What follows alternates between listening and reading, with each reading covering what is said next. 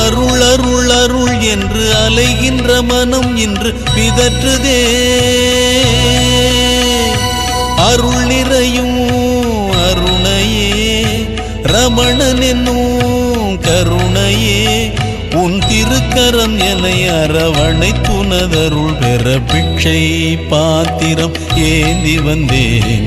ஐயனே என் ஐயனே நான் ஒரு பிச்சை பாத்திரம் ஏந்தி வந்தேன்.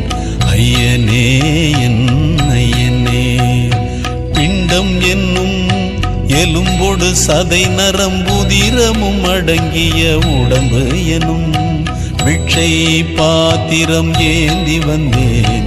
ஐயனே என் ஐயனே நான் ஒரு பிச்சை பாத்திரம் ஏந்தி வந்தேன்.